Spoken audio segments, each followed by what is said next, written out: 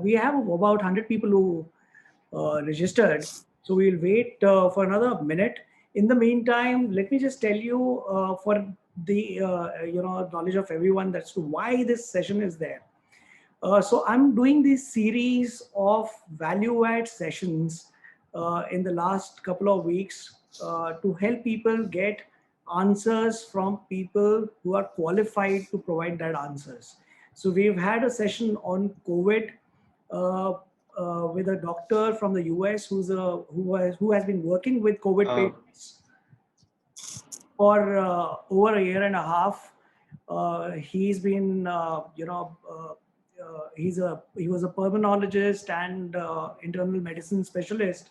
So very useful session around people who had questions related to remdesivir, whether what is the right time to get hospitalized, etc. Then our next session was with a life coach talking about how to handle negativity that was around, but it was more targeted towards adults and the anxiety issues that they were facing. And now today's session, I think, is the most important session because it is related to kids. So, while we see a lot of depression, negativity around, but somewhere we are forgetting that the most affected people are the kids. And, while we can understand what we are going through, uh, maybe kids are not able to explain to us, and we are probably ignorant about the issues that they may be facing. So, first of all, thank you so much, all of you, to have taken out time to join me today, and Rajat. And special thanks to Rajat. I know you've been super busy during this time, especially, and for you to take out time was really, really tough, especially because you also had issues within the family. There were people who were going through, the illness and the situation.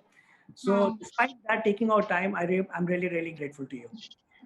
And for the benefit of everyone else who do not know Rajat, let me share his brief introduction. Uh, Rajat is a parenting and a teen life coach. And he was I definitely know that Rajat was or is the first teen life coach in the country. I do not know if there are anybody else who's gone into this, but if not, then Rajat is probably the only teen life coach who's there. And when he's working with a two-fold strategy. One is to basically enable the teens to be resilient uh, to becoming adults who live their life with a lot of joy, happiness, and success.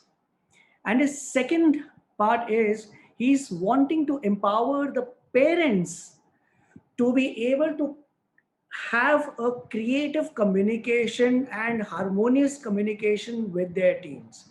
So I think that's really powerful and the need of the hour.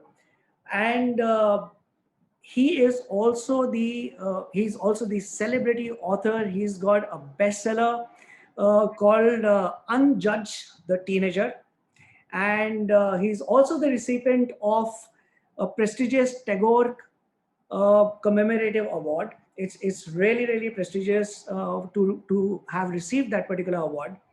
And apart from that, he's not just somebody who woke up one morning and decided to become a coach. He's a certified, trained coach. He's been certified by ICF. He practices NLP and EFT. He's got clients across the globe. And something that he always tells me not to tell anyone is that he's got celebrity parents as his clients as well.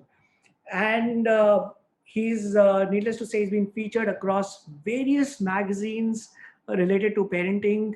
And so thank you so much, Rajat. I can't tell you how much it means for us to have you with us, answer the questions which are the burning questions right now. So welcome again, Rajat. Thank you, Arvinda. Thank you so much for the amazing introduction.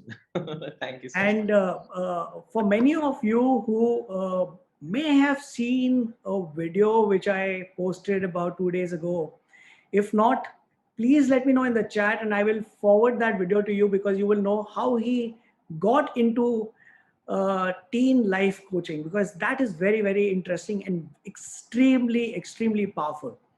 And Rajat, my respect for you has gone multifold after I heard your story, right? So, without spending too much of time, I'm going to begin with my first question. And please do uh, ask questions in the chat.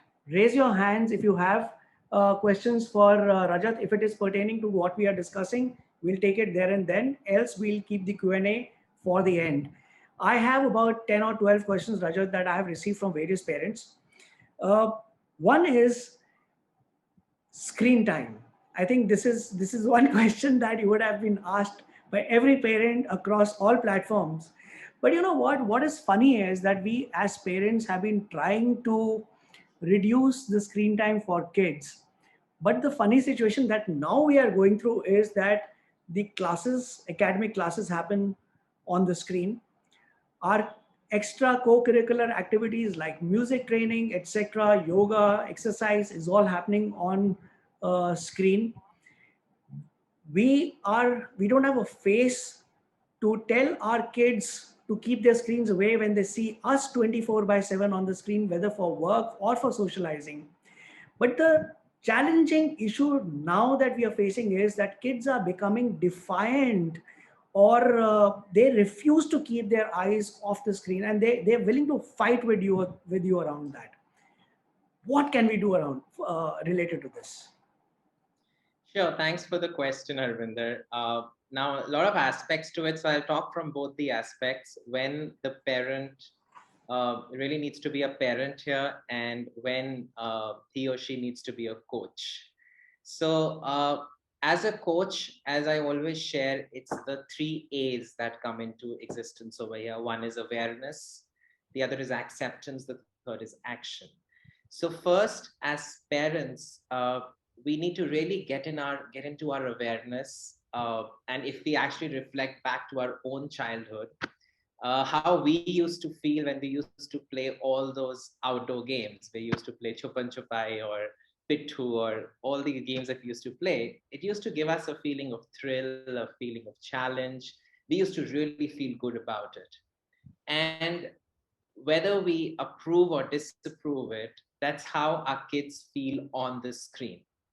They also feel those emotions over there. So it's first about uh, getting aware of how your teenagers feel. Then you go on to the level of uh, accepting it without approval or disapproval. Then go and have a conversation with them. Now, when you suddenly go and have a conversation with them about screen time, and if you haven't spent, that those years which I talk about, where if you haven't spent that quality time with your child in the past, those things definitely come into picture. But when you're going and having a conversation with your teenager, first uh, acknowledge the fact that, okay, so you feel great on this, and I completely understand that. And in fact, if you have formed a rapport with the child, you also know what is it that they are watching, or what is all the nonsensical stuff on YouTube which we say they are watching, and what is it really there. So first, stepping into their shoes. Once you step into their shoes, then have a conversation with them, and in that process, ask them, how do you feel it's impacting you? Now, when I talk about impacting you, sometimes it's always very beneficial to reflect on how is the screen time actually impacting. Is it impacting the family time? Is the child not spending time with you as much as he or she used to? Is it that they're not spending time on alternate activities? Like, some children are very creative, they like to draw, they like to play some music, play the guitar. If they are doing these things, not doing those things, how much time they're spending talking to friends. So on the basis of that, you then have a conversation. So for example, this is a real thing, where you just go and tell the child that, I've been really missing you on breakfast for a few days. I've been missing you. It's not that you should come for breakfast at 9 o'clock or 10 o'clock, but I've been seriously missing you and it makes me feel really this. So be very real with your teenager, have a conversation, and then let him come up with the solutions, that what can we do about it. The teenager, the child will make an attempt from his side. So that's the coach side of it. Then comes the parent side of it, which is the traditional parenting style, which we talk about, is where we get rules into existence, where there are certain times when the child is not on screen. Again, that is based upon how it is impacting the various other areas of their life.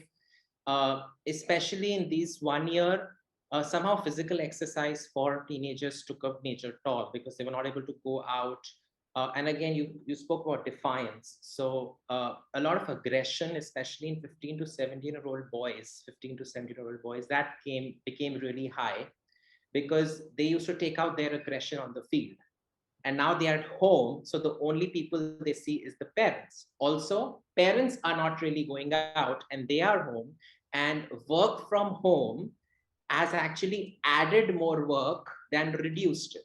So there is a lot of pressure they also have, so they also sometimes react. So sometimes when the parents feel that my child is being defiant, it's also important for us to watch what is our body language at that point in time. It may be that their children are just projecting what we are reflecting as parents. So as parents, you can always, even when we are setting boundaries in case of screen time, it is always a joint effort. It is not that you're putting the child on the spot. When we are talking about family rules or family charter or whatever you create together, what is that one emotion that you want to feel together as a family? And what can each member of the family do for that? I think screen time is a discussion we can spend a lot of time, but this is where, so you have to take both the roles of a parent and of a coach and then work with your children. But is it okay for them to have to spend relatively more time on screen these days? It has increased. It has increased for everyone. And so, yeah, that's why I said you have to really see that how it is impacting other areas of their life. So instead of directly, because see, screens are more of, they're not merely tech devices for the children. It's their way of connecting with their friends. So when you attack when you say that there's a problem with your screen time, it's like you're attacking their friendships, because they're on Discord, they're playing their games, they're doing a lot of the social gaming. There's a lot of stuff that's happening, and so you have to be very you have to acknowledge a lot of things, and you have to really then work with your child. uh, yeah, that would work. And of course, having some meal free times in a day. If right now, it's like a together alone family. Right now everybody is sitting together, but they are all eating their meals in their individual rooms, and so people are not sitting together and eating also nowadays. So if you can have even if you start with one device free meal in a day, that's a great start, and that can be discussed as a family. So when I'm working with a family, when we're having similar Zoom sessions, we discuss what is it that you feel is good with all, and then we decide a time. Okay, 7:45 p.m., 8 p.m., that's the time when we will all sit together and we will talk. We will not have any gadgets at that point in time, and so that is something that also really works. Got it. So, Rajat, you brought up something where you said that they're not probably spending as much time as they used to with the family. But another, and work from home, as you said, has increased. But the funny thing is that, home used to be a very comfortable zone for kids. It was a place where they could be themselves, they could play around, shout, run around, etc. But lately, because of work from home, this comfort zone has also become like a regulated place, that this time I'm working, do not disturb, don't make noise, don't run around like this, I'm on my call, don't open this room at that time. So there are a lot of these do's and don'ts which have come in. What can we as parents do to bring back that comfort for their kids without compromising on the work from home culture? One realization that's come in this 1 year, and I think I've had the maximum interactions with maximum intense conversations with families in this 1 year. So what's happened is that everyone is used to their own life. The teenagers are used to being with their friends. The parents have their own life with either their colleagues or their own friends.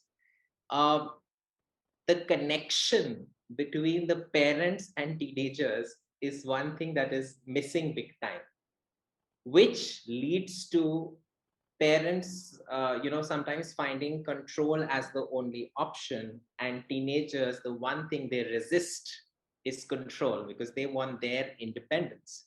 So there is a great mismatch that comes. The decision making of teenagers is coming from the emotional seat of their brain or the limbic system. So they take emotional decisions. They will start they will react, they will shout back, they will bounce back. In fact, it's really, it may sound funny, but it's also happened that there's this 14-year-old I've been coaching, and he says that life is so boring nowadays. Sometimes I just shout so that there is something eventful that happens in the house because life has become so glum. And there is another, I want to specifically about the safe environment of home. There is a teenager, she is 16, and uh, with her, we also see a lot of in the current COVID scene, a lot of deaths also happening. And with her, she is not a very expressive child. She's never been very expressive towards her parents, and there are a number of reasons for that. I mean, I don't put the blame on anybody else, but there are a number of reasons for that. Her grandfather had expired about 2 years back, not the COVID thing, but he had otherwise expired, and she was not even able to grieve properly for that. There were so many questions in her mind. There was so much she wanted to ask. She was not able to, let go of that, because she was very, very attached to him. You know, they used to stay in the same house, and she used to go to him and things like that. The parents reached out to me recently, about 3 months back, and when we started our work, the family also got affected by COVID. They were all infected by COVID, including the children. So in this 1 year especially, and combined the COVID thing, she was thinking for so much in her mind. I remember one conversation where she had so much to vent out. It took time because she's not somebody who expresses. And she really said that, I really used to miss him. Nobody really came and spoke to me. There were so many things. So she said that I used to first feel very safe. Once I used to enter my room, I was okay. There were some disagreements between the parents also. There was a lot of things that were happening in the family, especially in the COVID time when the children can't escape it.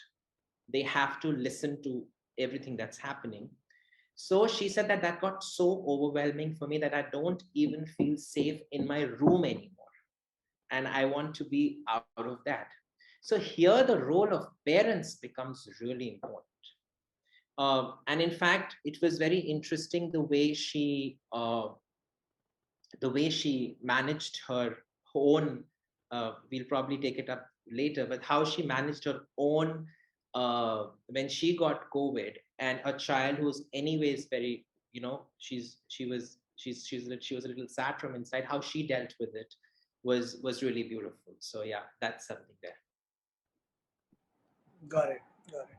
Uh, One more, I mean, so I'm progressing from, I've began my questions related to smaller kids, so preteens, and I'll gradually move to teens. Uh, what I also find is that kids, I mean, this is both preteens and teens, they are becoming very aggressive. They are screaming, like you said. They are feeling sad. They're basically demonstrating very varied emotions.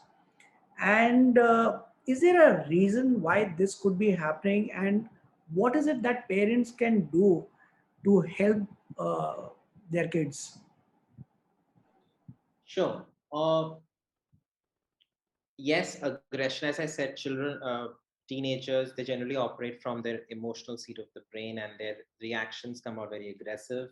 First is, of course, their own, the hormonal changes they're going through. It's also that, as I said before, they are not really going out, they're not meeting friends. So the only place they can, there is a lot of frustration that builds up, and because of which a lot of aggression that comes out at home, uh, on the parents.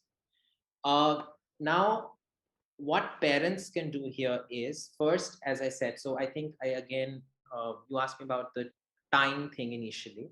So yeah, time, time is the four-letter word which comes first, where you are spending that quality time with your child. In that time with your child, you are talking about your own stories as a teenager. You're trying to connect. You find it, you find a time the way the teenager wants it initially. If you have just no rapport with your child, then even if it is a digital way of getting through your child, it's okay to do it to start off your relationship. Even playing a PlayStation with him sometimes can help you build a bond, and then you start talking, because then the child feels comfortable with you. uh, Coming to aggression in particular, the moment, at the heat of the moment, because they operate from the emotional seat of the brain, at the heat of the moment, they, whatever they will react will be an emotional thing.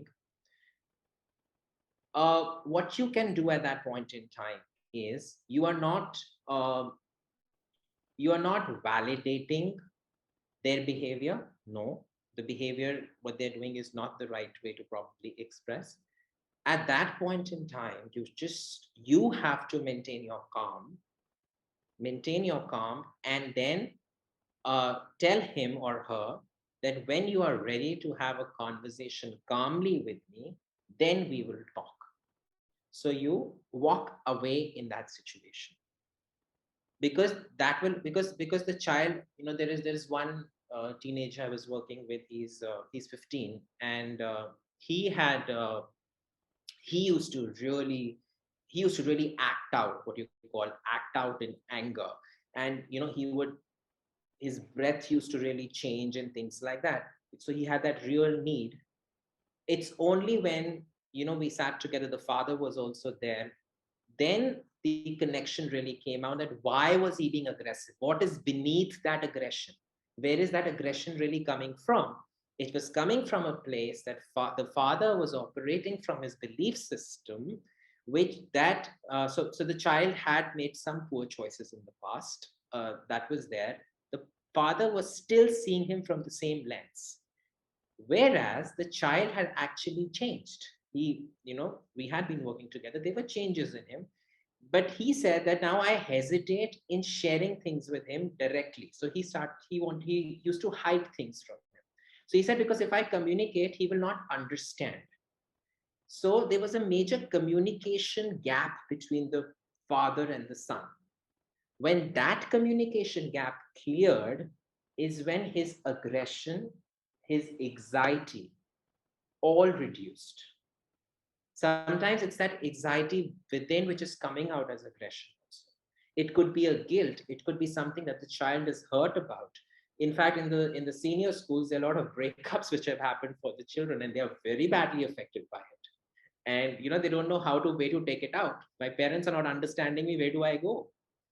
So there are a whole lot of things which are happening. There's a lot of house party was really in, especially last year, not so much this year. House party is one of the apps which the teenagers were rapidly on, and some of the adults, we were also on it. That's a different thing. So there was a lot of snitching happening, where this teenager is, there were a lot of rumors being spread about teenagers within the group, so they have a lot going on in their mind. And parents better form that space where they at least start expressing some part of it with you. So yeah, there's a whole lot of things. It can be a number of reasons for aggression. So identify those reasons and then. Got it. So you also brought up that there's not too much of interaction happening between kids, among themselves, and they haven't gone to school for more than a year and a half. They aren't going out to the park and playing. I mean, and we are at that part of the year where this used to be like going to grandparents, visiting grandparents, meeting their cousins, going out vacationing with their family. So they haven't been socializing. Now, I've got two questions here. First part of the question is, how will their socializing skills be affected once things become normal? That's one. And second is, what is it that we can do to help them? I mean, so this part of the question, this second part is like common to all questions. What is it that we can do? But what do you think? How is it affecting their social skills? Yeah, so see, it's different for every teenager. I'll take two examples here of both the kinds of teenagers I'm working with. There is one who has got too much into his comfort zone. So he's 14. He's too much into his comfort zone. He just doesn't want to. He's happy in his space.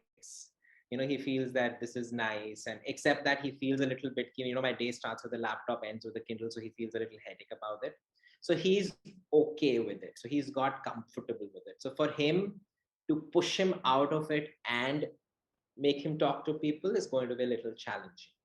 On the other hand, there is a set of teenage there are a lot of teenagers who have been really craving to get out and meet those people. uh, Socializing is getting affected for teenagers in different ways, especially if you see the senior classes, where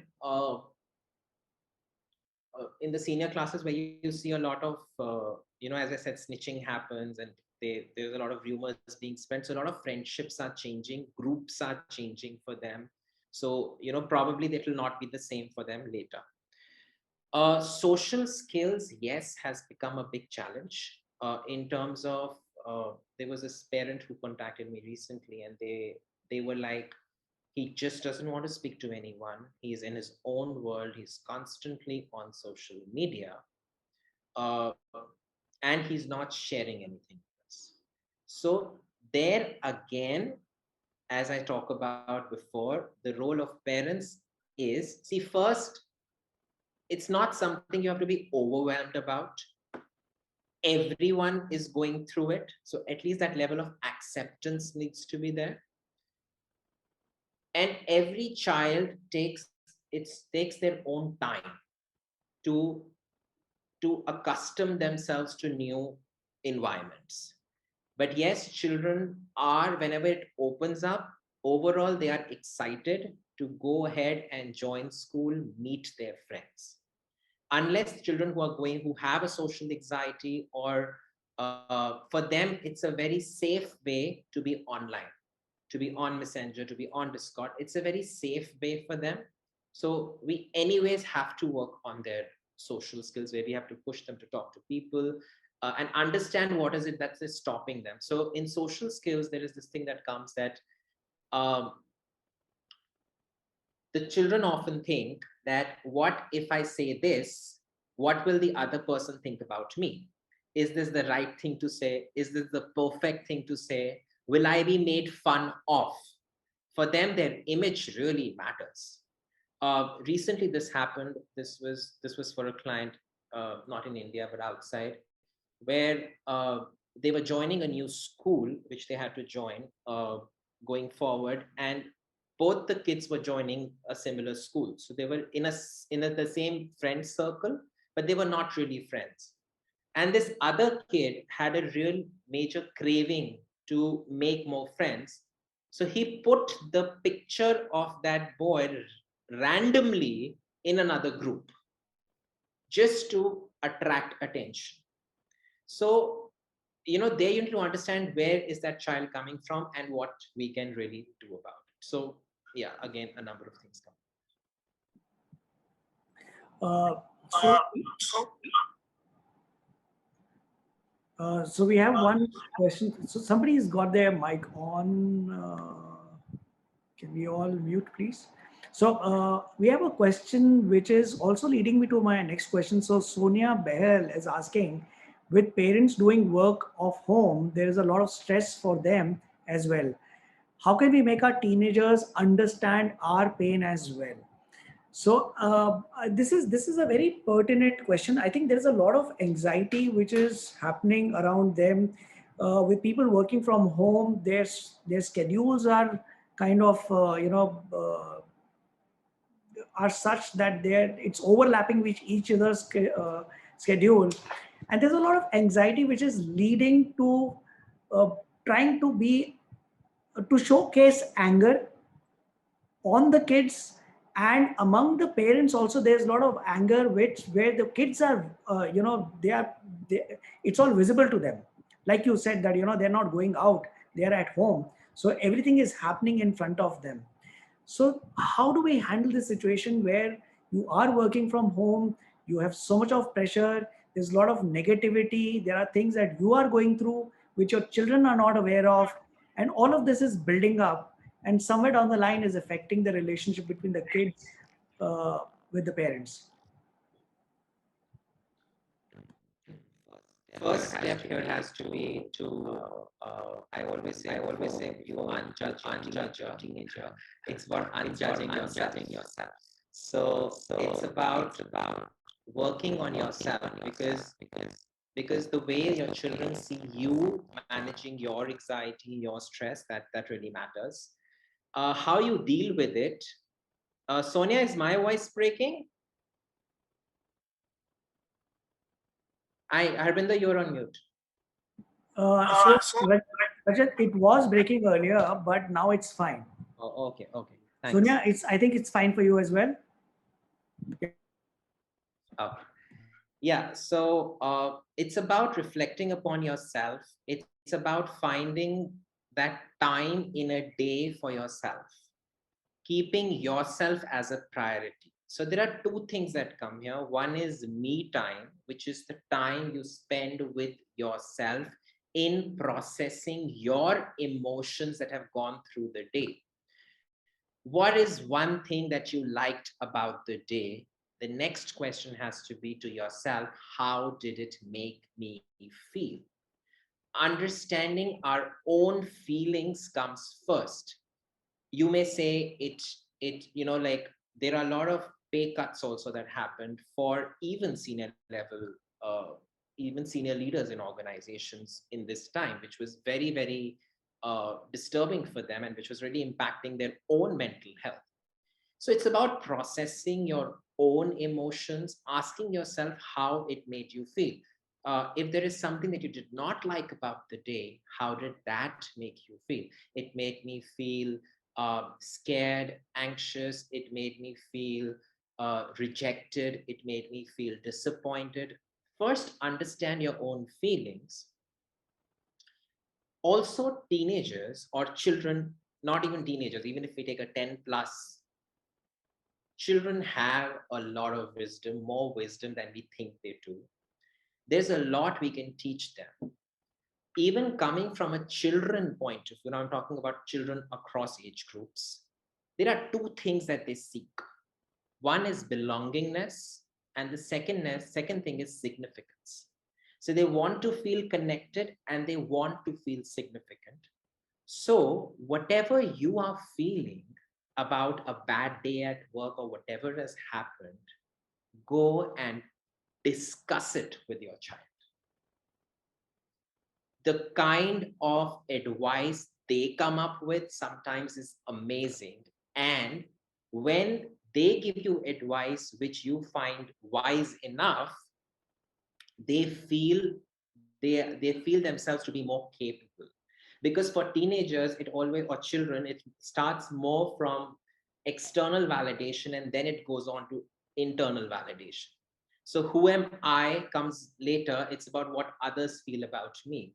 So you are, in fact, when you are sharing your true feelings with them, they will respond, and they will also know that when my parents can share my feelings or their feelings with me, I can also share my feelings with them.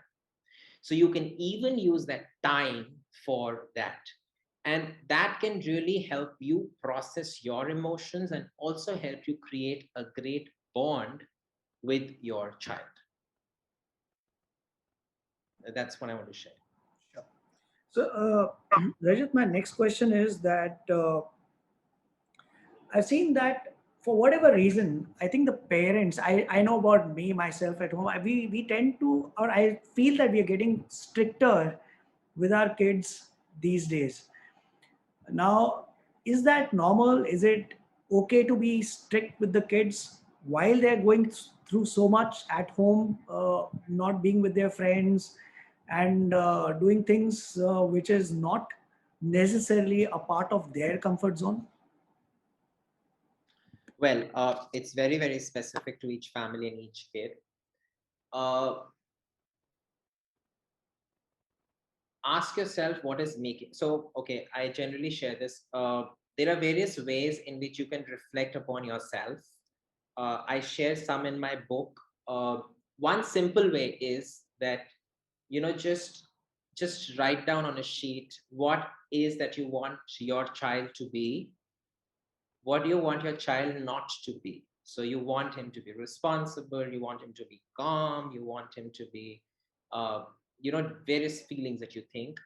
And you do not want him to be aggressive, you do not want him to be talking back to you, and then you are just constantly yelling at your child. So then ask yourself, what about me? I'm expecting my child to be calm, I'm expecting my child not to be aggressive, but what about me? So work on your emotions and understand that, uh, see, strictness is a word which comes from a very, very traditional parenting style of being authoritative. It comes from a very teach and tell kind of an approach. Teenagers believe in show and see nowadays. They want to see how you manage your emotions and they will respond the same way. If you tell them you should do this, you should not do that, it's time to check on your expectations. And there is, in fact, that video which you can all have access to, which is at no cost, on my website. There's a video on managing expectations. So if you visit my website, you can have access to that video. And there you will understand that what are the different ways of expectations we have unintentionally set upon ourselves about our children. And when we see our children not responding to those expectations the way we want, we lose it, or we become strict, or we try to control their ways of working. So that can work. And Rajat, this next question I'm going to ask you, I've received from 7 parents before the session. So it is that kids are not, or they are unable to focus on their academics. Uh, there's a lot of distraction when they're on the laptop. And the other thing is they are not reading. I mean, these are kids who were otherwise reading before this lockdown happened or before the pandemic set in. And they're not reading as much and they are not writing at all. Now, parents are confused how to take control of the situation, or is it something that they'll have to live with? Firstly, I completely, I'm with you, all your parents. That's one thing that comes to me the maximum: time management, creating a balance, everything. And in fact, this is one thing I work with both the parent and the teenager, because even parents are, somehow not managing their time or creating a balance in some ways. So, see, when we become distractions happen, yes, they are, letting them focus. What works for teenagers, one is constant reflection. Now, when you're saying constant reflection, instead of saying you are not doing this correctly, you're not doing that correctly, or you've not finished your work, you've not given a submission, uh, instead of just directly putting it there, make the child reflect on, that, so if you were not doing this, what were you doing, how did it make you feel? Because children also feel very guilty about it. At the end of the day, if they are procrastinating, if they are not doing their work, they also feel guilty about it. So let them reflect, and the action you can take over here, and the action that you can take over here is, now, all children are not comfortable if you tell them that, from 5 to 5:30 p.m. you do this, 5:30 to 6 you do this, and if they don't do it, uh, children generally prefer a little more flexibility. Now, what you can do is, in this case, that if you are a parent who's constantly involved with the child, you can set up a weekly. Now if you're corporates here, you have goal sheets, right? You have goal sheets and you work on them. You can have goal sheets which you and your child can set up together in the beginning of the week, and at the end of the week just reflect on what was done, what was not done. Sometimes children get very frustrated if constantly they are asked that, you're not doing this, you're not doing that, or where have you kitna ho gaya, kitna nahi hua. Children find that very nagging. At the end of the week, if you see them, uh, whatever is not done, ask them what happened, what was distracting them. For distractions, also, I often tell the teenagers, now every child has a different concentration span. And nowadays, the concentration span has in fact reduced. So uh, you can ask them to at least get things started, because a lot of start things are not getting started for teenagers also. Especially the holiday homework they're getting or whatever is happening, they're not even starting it out right now. So just to start, ask them what is the time they're comfortable doing it. If they want to take a break even after 30 minutes, they can take a break for 10 minutes. There's a beautiful function on a phone that's called the timer. So they can set a timer for 10 minutes. I generally share that with the children. Again, I'm talking to parents. So after those 10 minutes are over, they know it's time to get back. Uh, Also, what helps is the attaching it to a higher purpose for them, to a higher goal for them. A lot of time teenagers think that they are obliging you by studying. They feel that they're studying for you, and they are very good at manipulating us also in a way. So they think that they are really obliging you by studying, and it's, they will always put that thing, okay, fine, you told me to study these many hours, I've done it, now give me my PlayStation, now it's time for my phone. So they will also negotiate over there, which is where you can always attach them to a higher goal. Generally, teenagers don't listen to the parents for this. They always prefer a neutral person, uh, who can either be a coach or who can also be somebody from the family whom they connect with. So it could be a mama in the family, or masi in the family. The children generally listen more to them than to their own parents. It's their age. If they are not listening to you, it's not entirely your thing. It's their age where they're kind of competing with you on certain things, because they are in that phase from adulthood to childhood phase. So that's how it goes. So yeah, this is what I want to share. So for time management, you can always set up things like, or you can say that, when you discuss with your child, you do this for these many hours. Instead of just putting exact timings, you can also put hours. Time management is uh, a complete thing that I work on teenagers, which there are a lot of aspects to it. And one of the most important things is time management for teenagers. Yes. Awesome. Uh, so situation right now, I mean, we have a lot of parents whose kids are in class 12 who are right now on the session, right? And I think there's a lot of anxiety which is building up among these kids, based on the unpredictability that we are seeing in terms of college ka admission kaise hoga, kab hoga, will they, uh, will they get the subjects that they're looking at? So there's a lot of uncertainty about their future, immediate future. So any tips for them? Okay, I call it as the time of WUSA, which is volatility, uncertainty, complexity, and ambiguity. That's the time it is these days, and I completely understand that. Uh, I'll share two things here. One, there is so much news that flows around. We get this coming in that the the boards, this is happening. We heard it all yesterday. Although everyone feels that it's a very happy moment, but everybody takes it very differently. The children take it very differently. It may be a reason for anxiety for a lot of children. Uh, First thing is, accept the situation. This is what it is, and you have, over the last 1 year, dealt with far more uncertainties than this. So accept this situation. Don't approve it, don't disapprove it, don't get into the inner chattering or the inner conversation which is saying that this is wrong, this should not happen, what will happen to my kids. There are now you when once you accept the situation is when you think about options available to you. Firstly, a number of children are getting affected by it. It's across, it's not only your child and your family. So everyone is bearing that brunt, whichever boards have got affected.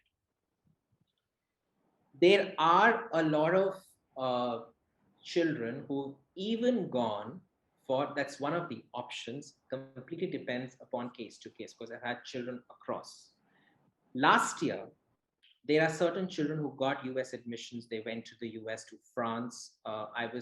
And I have seen these children, although they went there, they got their admissions, but it was a mess. Why was it a mess? Because even when, so this one child of mine, he's in a college close to Los Angeles, there's a place, and he's in an arts college. And he went there, he was very excited to go there, very excited to go there. But when he went there, it was a situation where they had to be locked up into their rooms. Even the tiffin boxes were just put outside their rooms. They were not allowed to go out of the room. That was very, very suffocating for this child. And that child has made, I don't know how many. So he came back to his parents, in fact, shifted to uh, San Francisco area and that side, and they were close to their child. And then they came back to India. Then from India again they went back to. So there was a lot of chaos for that child. So children have gone through a lot of chaos. Then there was this other student who was in Paris, and she was also facing a lot of issues being closed in that environment, which is why she came back.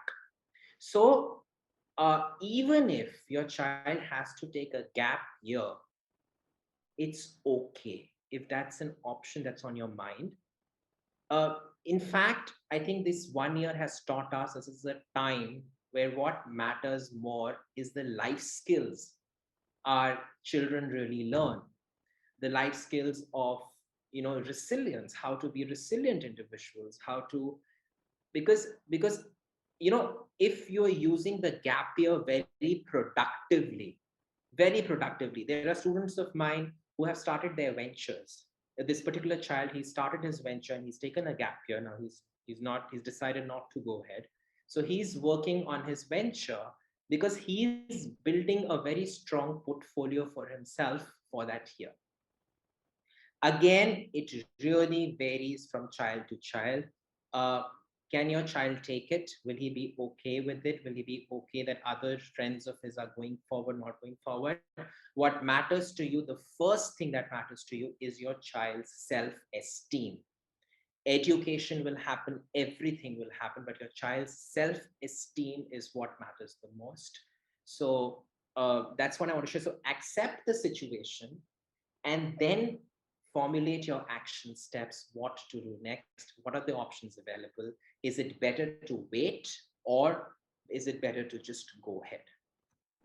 So I'll take this opportunity to ask a question that Aarti Tuteja had mentioned in the beginning itself, because the anxiety is not just because of unpredictability because of the exams or the education, etc. Like Aarti says that my daughter gets news alerts, so feels uncertain, insecure about our health of ours. So she's constantly worried about her parents' health, and which is kind of created a fear in her mind. Now, how do we handle this situation? Firstly, great thing is that she's shared it with you, or you have come to know either ways. Have a conversation with her. Have a conversation with her. What is the fear about? Bring about the real situation. I can understand it's a really difficult time for children to hear things from all across. We have seen a lot of people losing their lives in this time, and children are seeing that. So sometimes they may create that impression in their mind that my family. So I was working with a child. He's 12 years old, and he has this constant anxiety. Very similar case. He has constant anxiety of that something will happen to his parents. So, so Arti has asked this question, right? Yeah. So Arti, there are a number of ways of working on it. There is one way which I use with children that's called tapping or EFT, where you tap on your energy points, energy meridians in the body. That really helps in releasing the fear of a child. Uh, the other thing also works is see, first thing has to be conversation. You have to, of course, communicate with your child, talk to him. What is it causing the fear? Where is the fear coming from? What is the fear? And generally it is what she's saying to herself about the things that have happened is what is causing that anxiety.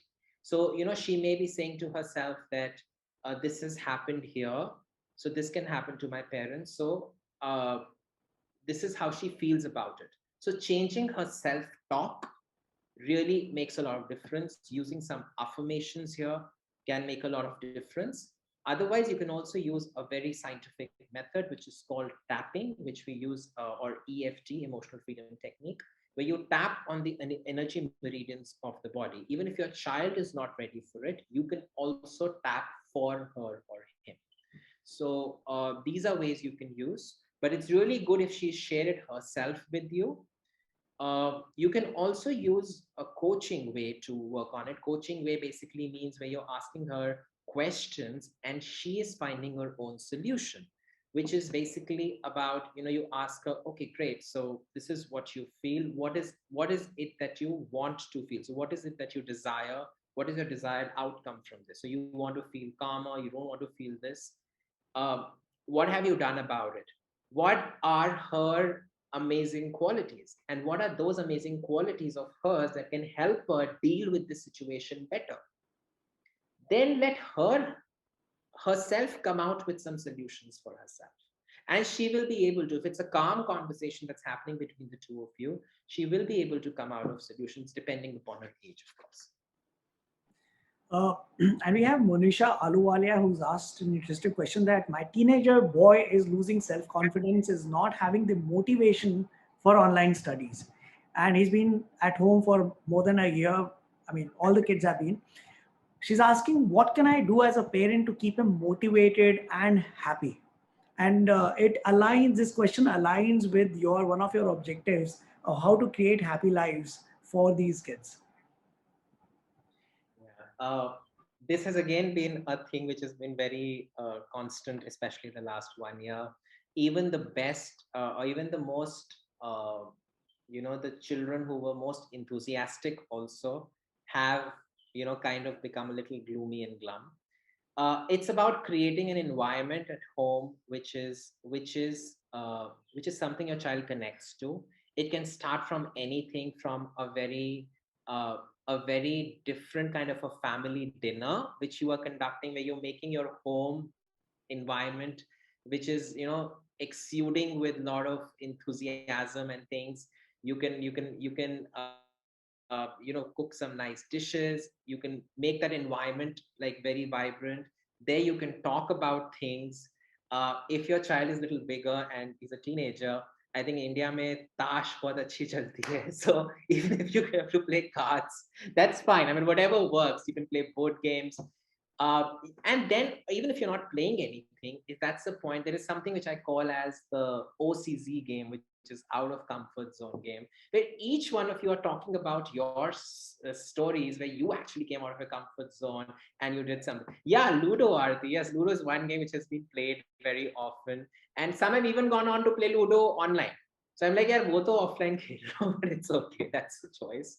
For some, there is no option because there are some parents who are not, the father is in another country and the mother is in another country. So you have to really communicate. There, these Ludo games really work.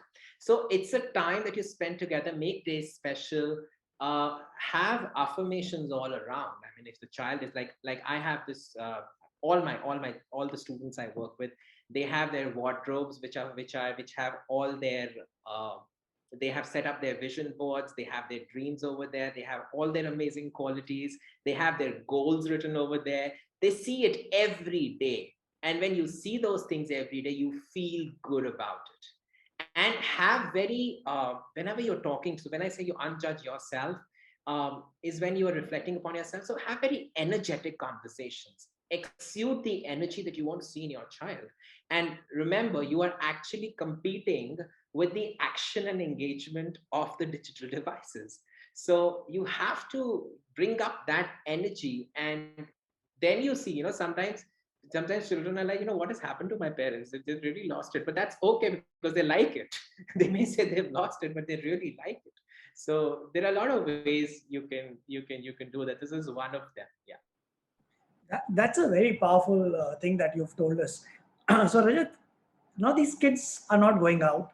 These teenagers are at home, and they seem to be getting the sense of being controlled or being continuously being watched and monitored.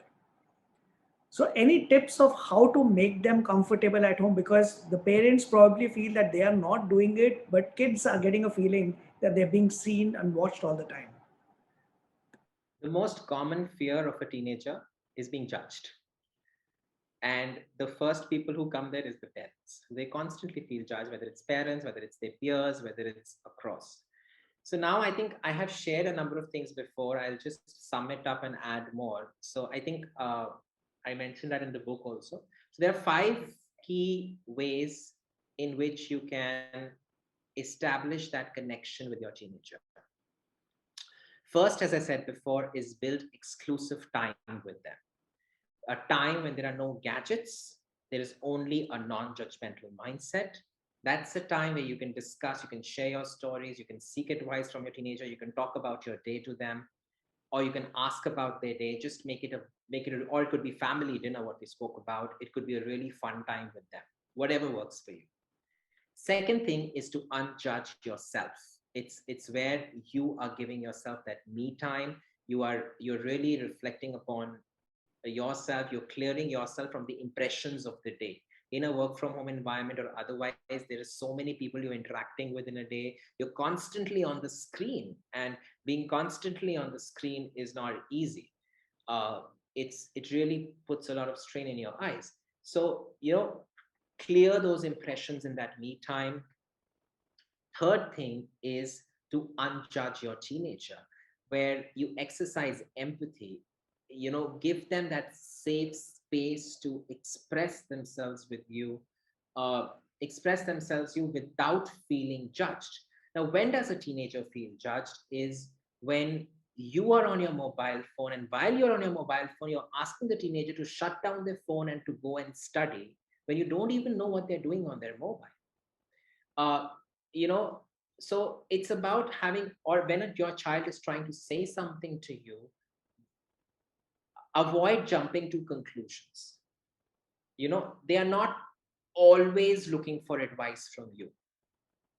Let them ask the questions and then respond, or just listen to them, lend them your ear, exercise empathy over there. The fourth is to appreciate and acknowledge your teenager. As I shared before, amazing qualities. I mean, I do this thing activity with all the teenagers I work with. Of course, there's a method I work on where it's so surprising when I ask them to write down their amazing qualities.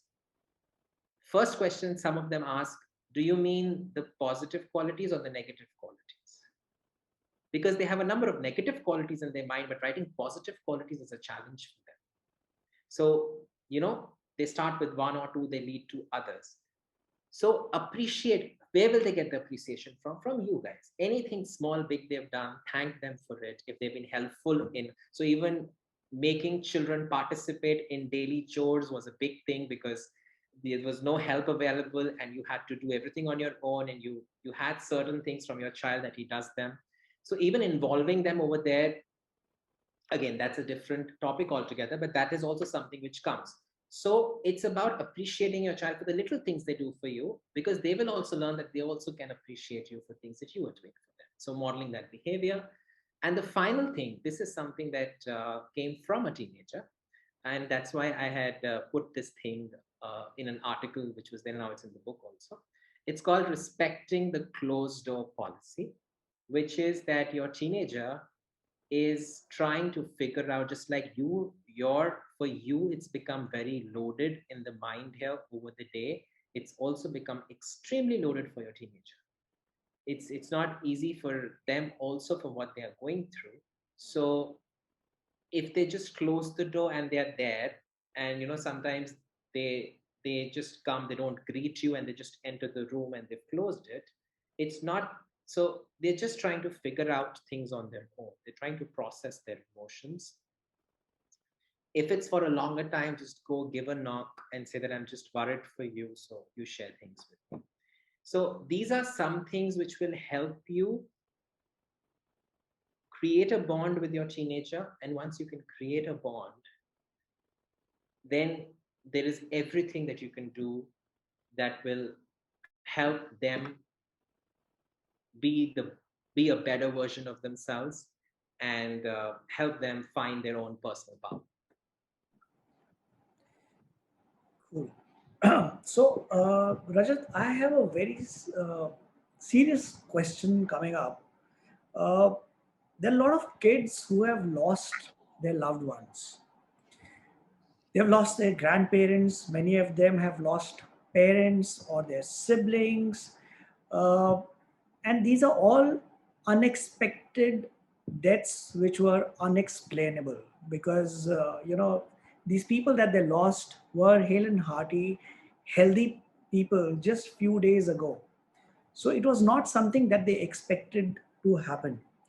This is also the time when any such eventuality happens, when typically there is a lot of family and friends around you to morally support you, mentally be there with you.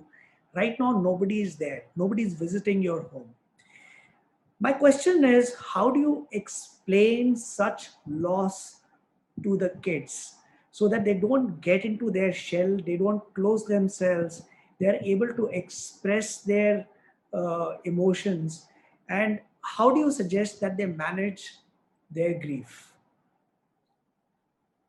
Yeah, that's been a situation. In fact, one of my students also lost both parents. Um it's a situation where there is no right way of doing it, because it differs from the age of a child to everywhere else. If it's a child who's really small, say 5 years or 5 years and younger, you can just go and tell him or her that, one thing, there's that there's some terms that you use. If you just say that your grandfather has passed away or something like that, they don't really connect to it. So you have to be very clear. If it's a younger child, just tell them that, see, the grandfather was breathing, now he's stopped breathing, so he's not going to come back, because the child otherwise gets confused. He doesn't understand whether they're going to come back or not. With teenagers, the process is pretty intense, because emotions can be very powerful when it comes to teenagers. They need a lot of reassurance, and even it's okay to, you know uh, for teenagers, it's more about letting them come up with questions, letting them ask you things, because they are processing it. There will some things that will come to their mind. For you, whoever is the caregiver at that point in time, like in this case, it was the grandmother of the only person available was the grandmother, because all the other relatives were abroad, and this boy also had a younger sibling. So it was just the the whole family had got infected, but the parents couldn't survive it, and the children survived it. So the grandmother in this case can create a space where the children can talk to them or share uh, anything with them. So give them that thing to ask them questions, encourage them to express their feelings. See, grief is a process. There are various stages in grief. It starts from the stage of denial, where initially you're not ready to accept it. That stage is one stage where a child is just not ready to accept it. For example, this child, uh, the elder one, because I had been working with him, so we still had an equation, so it was easier for me to talk to him. The younger one, it took him, who was also a teenager, almost a teenager, he's 12. It took him, I don't know, about 25 to 30 minutes to really come out and share what is really going on in his mind. He was lost, he was confused, he doesn't know what is happening. I mean, he knows what is happening, he doesn't know how to deal with it. So the first stage is denial, where you are not able to accept the reality of the loss. There's a lot of pain. The second step is anger. Then a lot of anger comes in. How could you go away? I really liked you. You become very vulnerable in that situation. So there is a lot of anger which comes in. Then comes a situation where you are ready to do anything to minimize that pain. You just want to be healed and you want that thing to just get off you. There is a lot of feeling of helplessness which comes in, which can go on to a feeling where you feel really depressed because you're trying out things but nothing is working for you. Then comes the situation of acceptance, where the child or the person finally accepts. Now, depending upon how resilient the child is, each child takes his own journey. Let that child take his or her own journey. If you feel any particular situation is getting very grave, is when you should contact a professional help and uh, get it sorted over there. Before that, it's really important for the caregiver, whoever it is in this case, whether it's a parent who's left behind, it's a grandparent, it's a masi, mama, anybody who's there, for them to first manage their own grief, their own emotions. If they feel that they are not able to manage it, then they are not in the right state to uh, help the child with the emotions, is when the child needs to have a neutral person who is talking to them or a professional help in that case. So yeah, this is a situation, extreme sadness. There is a lot of things that happen, but let's just encourage them to talk. Even if you're sharing about the person, that can help them emote, things about their person. It's very important for them to emote and take it out.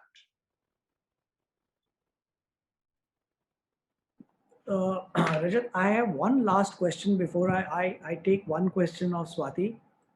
She's posted a question long time back, but before that, my last question to you is, when we are talking of human loss or death in the family, there have been situations that I have seen where the child, a teenager, has lost both his parents, and he is left with old grandparents at home. And so my question is, what happens when a child is torn between his or her own grief versus responsibility that has come at an age where it was otherwise never expected? As you were talking about it, I didn't hear your question very carefully, but if I got it right, because I went back to a child who's the recent child who had this experience. He was being told they were on a Zoom call with their family because, of course, there's nobody here, they're all abroad. And what he was getting, that, you know, uh, just take care of your younger one, see he's okay. Now, he's also a child himself. He is dealing with it. And then when you say that, it adds to his pressure, where he will not get an opportunity to express himself. Now, I'm sure the people who are saying it with the best of intention, but how the child is taking it really matters. So, if you can quickly say your question again, I'll be happy to answer. So my question was, what happens when a teen is torn between same thing as what you're talking of? Instead of grandparents, this child that you are talking of has a younger brother or a sister, but this child is torn between responsibility that he has suddenly got on his head versus managing his own grief. So, how do you handle this child?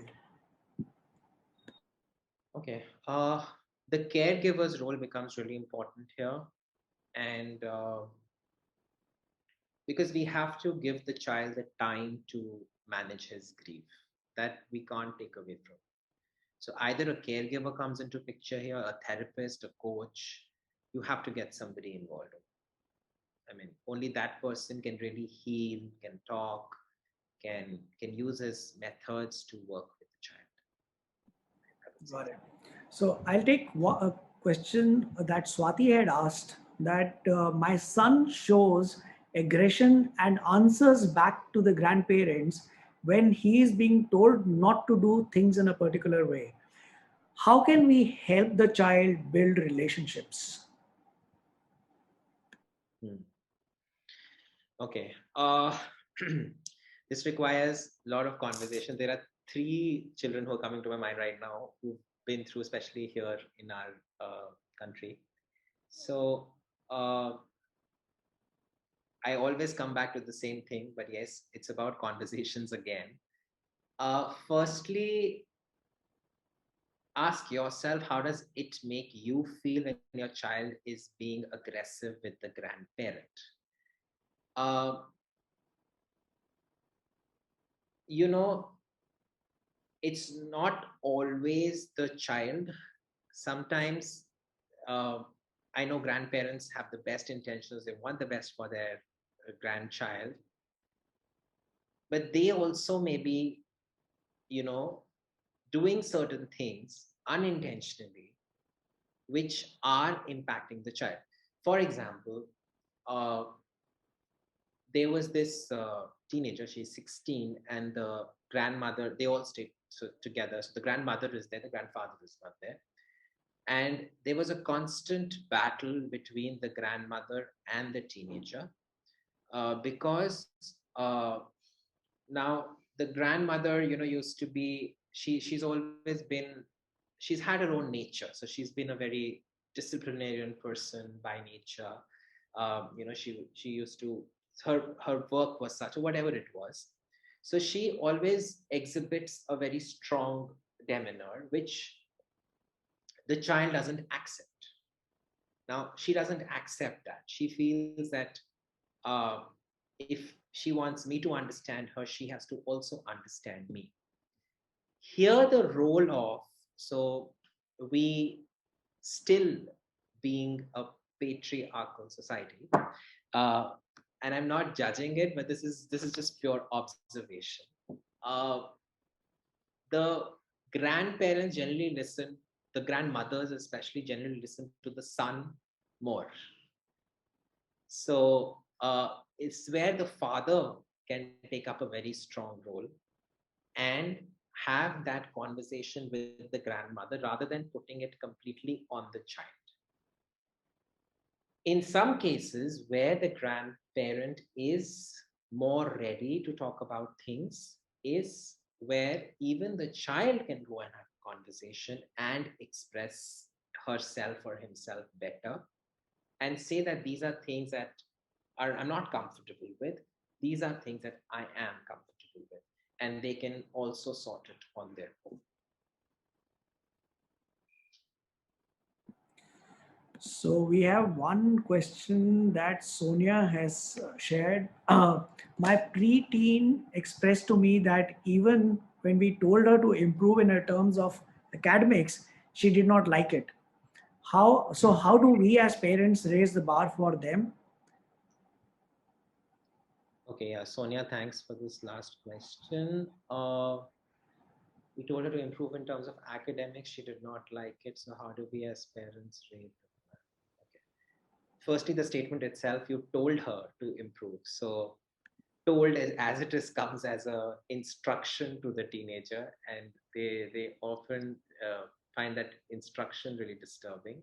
You can always have a conversation with them that I've noticed that your grades have been falling and I'm a little worried about it. So is there anything that's bothering you? because academics also generally falls for a number of reasons. It could be anything that's disturbing her from within and stuff. So have that conversation with her. Let her, sorry, it's her, right? Yeah, let her set her own goals. So for across each subject, uh, appreciate her current scores, and then ask her what can she do better in each.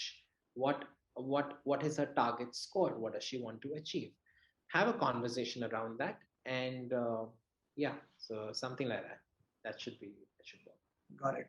So before I sign off, Rajat, I've got one more question. If I can take the liberty of asking, it says it just came to me on WhatsApp. Okay.